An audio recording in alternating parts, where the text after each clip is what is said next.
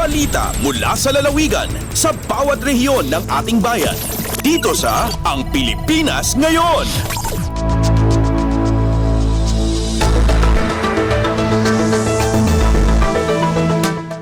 Narito na ang bugso ng ating mga regional news. Dumako muna tayo sa rehiyon ng Luzon. Halos 3 milyong piso na livelihood grant na ipamahagi ng Department of Social Welfare and Development o DSWD Region 2 sa mga biktima ng sunog at mga asosasyon sa Quirino Province. Ang kabuuan ng ulat ihahatid sa atin ni April Racho mula sa Tugigaraw. Agarop 3 milyon pesos agatad ti livelihood assistance tinaiyawa ti Department of Social Welfare and Development wenno DSWD Region 2 kadagiti na biktima ti insidente ti uram ken sumagmamanong asosasyon ijay probinsya ti Quirino. Nakaawat isag sa 10,500 pesos sa tulong nga pinansyal dagiti 7 a biktima ti uram, babaen ti kabuhayan integration business initiatives and gainful access to networks wenno kaibigan project ti ahensya na ipadanon met kadagiti 10 nga asosasyon ti tulong a pagpuunan da iti napili da ang negosyo. Iti tulong ti Sustainable Livelihood Program wenno SLP ket naiyawatan dagitoy ti Seed Capital Fund nga gatad iti nasurok 2.8 million pesos. Babaen daytoy ti Program Convergence Budgeting 5 Capacity Development for Farmers, People's Organizations and Households in Urban and Rural Communities Project. Malaksid iti DSWD manamnamamot ti parang tarabay kadagitoy dagiti LGU tapno masigurado ang maparang ayda dagiti napilida a pagbirukan. Manipud Tugigaraw City 1980 sa Lucan Racho para iti Radyo Pilipinas World Service. Balita mula sa lalawigan sa bawat rehiyon ng ating bayan. Dito sa Ang Pilipinas Ngayon.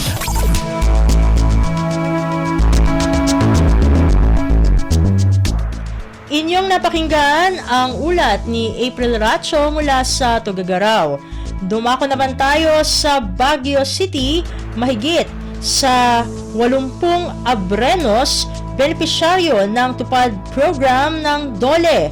Ang detalye ng balita ihahatid sa atin ni Jong Munar. Nasurok 80 nga brenyos iti nagdumaro di tunong panganap buhay sa ating Displaced Disadvantaged Workers Program iti Department of Labor and Employment Cordillera in partnership dati National Irrigation Administration kan Department of Environment and Natural Resources Cordillera.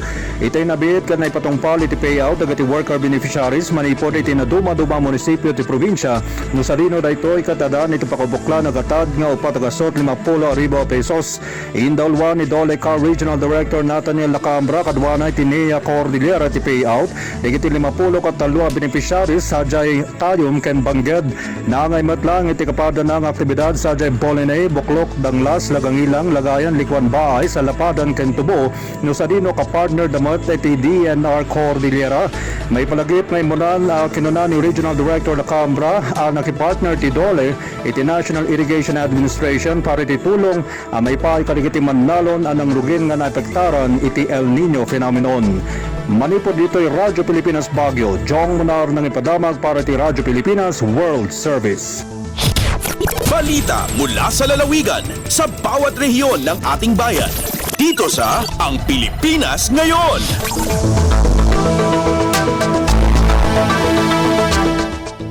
Inyong napakinggan ang ulat ni Jong Munar mula sa Baguio City. Pumunta naman tayo sa Virac. Executives ng isang Australian cruise ship pinaghahandaan na ang nakatakdang pagdaong nito sa Catanduanes. Narito ang balita mula kay Jan Tatad.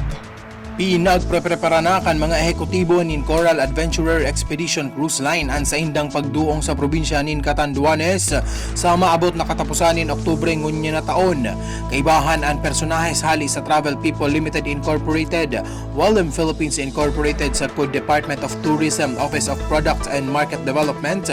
Nagsagibo nin familiarization tour ang mga ini kan nakaaging Setyembre 29 sa manlain-lain na destinasyon na bibisitahon kan mga pasahero ni nasabing cruise ship. Maugmang tinagbo ang nasabing personahes kan lokal na gobyerno nin Catanduanes sa pamayo ni Governor Joseph Cua asin Vice Governor Peter Cua, kaibahan ang Provincial Tourism Office sa indang pag-abot sa islang probinsya. Kabali sa itinerary kan Australian cruise ship na inian pagbisita sa magagayo na beaches sa Virac, sagkodan na Palumbanes Island sa Banwaan nin Karamuran. Hali digdi sa Radyo Pilipinas Virac.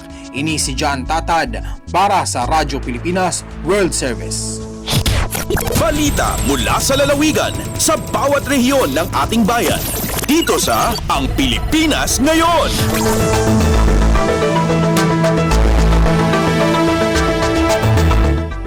Inyong napakinggan ang ulat ni John Tatad mula sa Virac. Dumako naman tayo sa rehiyon ng Kabisayaan. Mahigit 4 na milyong pisong halaga ng iligal na droga nasabat ng Police Regional Office 7 sa 2 araw na operasyon ng kanilang mga police unit sa Central Visayas. Ang detalye ng balita ihahatid sa atin ni Carmel Matus mula sa Cebu.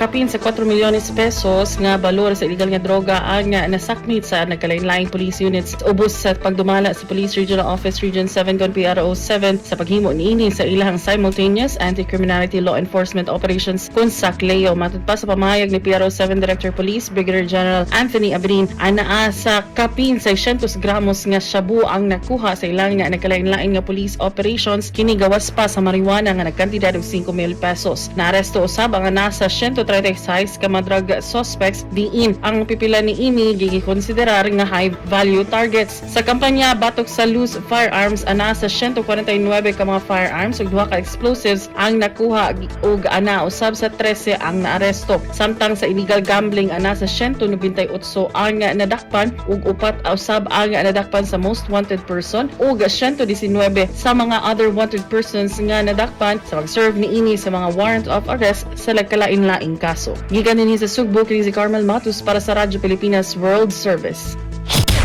Balita mula sa lalawigan sa bawat rehiyon ng ating bayan. Dito sa Ang Pilipinas Ngayon.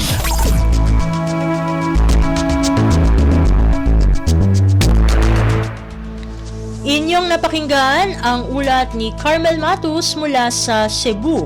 Pumunta naman tayo sa Iloilo.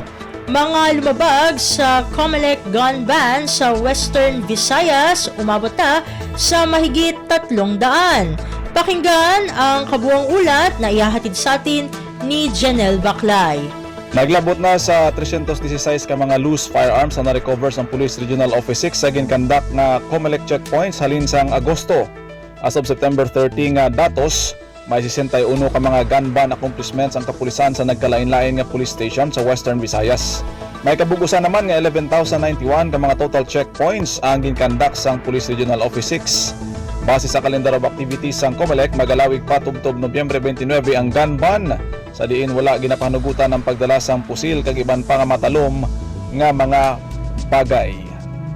Gikan sa Iloilo, Janelle Baclay para sa Radyo Pilipinas World Service. Balita mula sa lalawigan sa bawat rehiyon ng ating bayan. Dito sa Ang Pilipinas Ngayon.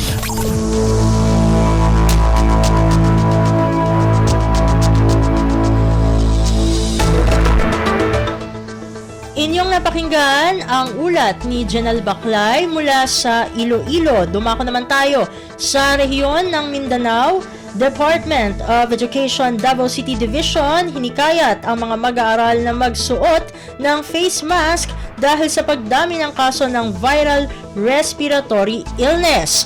Narito ang detalye ng balita na ihahatid sa atin ni Sheila Lisondra mula sa Davao. Gilayon nga nagpagula ang Department of Education Davao City Division og kamanduan sa tanang tulunghaan sa syudad sa pagrekomenda sa mga magtutungha og tanang mga teaching og non-teaching staff nga magsulob og face mask tungod sa pagsaka sa kaso sa viral respiratory illness sa syudad. Sumala pa ni Schools Division Superintendent Renante Solitario, subay kini sa mando sa City Health Office. Ugot usab nga gipahimangnuan hilabi na mga dunay sintomas sa ubo, sipon og ilanat nga magsulob og face mask aron malikayan ang pagkatag sa virus. Gipahinumduman usab ang kamahinungdanon sa kanunay nga paghugas sa kamot, personal hygiene ug respiratory etiquette. Labot sa pagsaka sa mga nagbalatian, adreno sa mga pribadong tulunghaan sa syudad ang nagpatuman og mandatory wearing of face mask, samtang ang uban nagpatuman og blended learning. Report gikan Davao City, Sheila Lisondra, ala sa Radyo Pilipinas World Service. Balita mula sa lalawigan sa bawat rehiyon ng ating bayan. Dito sa Ang Pilipinas Ngayon.